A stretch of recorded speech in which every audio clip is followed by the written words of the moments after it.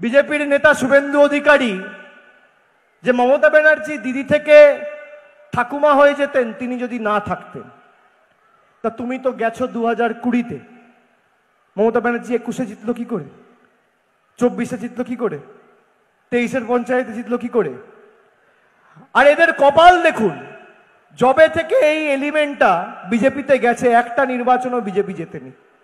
2020-তে উপনির্বাচন হেরেছে, 2021-এ বিধানসভা হেরেছে, 2022-এর পুরসভা হেরেছে, 2023-এর পঞ্চায়েত হেরেছে, 2024-এর লোকসভা হেরেছে, 2025-এর উপনির্বাচন হেরেছে।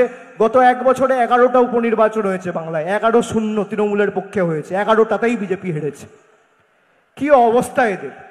আগে বিজেপির রাহুর দশা চলছিল, শনির দশা, আর এখন কেতুটা গিয়ে কেতু আর শনির দশা সংযোজিত হয়েছে। জবে থেকে গেছে সব নির্বাচন হেরেছে। এরা নাকি বাংলায় আবার অপারেশন সিন্দুর করবে, অপারেশন বেঙ্গল, মানে কি এমএলএ কেনাবেচা করবে। বন্ধু, তোমার কথায় তোমাকে বলি যে তুমি যে বলেছো দিদি থেকে পিসিমা হয়ে যেতে, মাসিমা হয়ে যেতে, মুখ্যমন্ত্রী হতে পারতেন না। মমতা ব্যানার্জি নিজের দমে মুখ্যমন্ত্রী হয়েছে। 34 বছরের সিপিএমের জগদ্দল পাথরকে মানুষের আশীর্বাদ নিয়ে সরিয়েছে।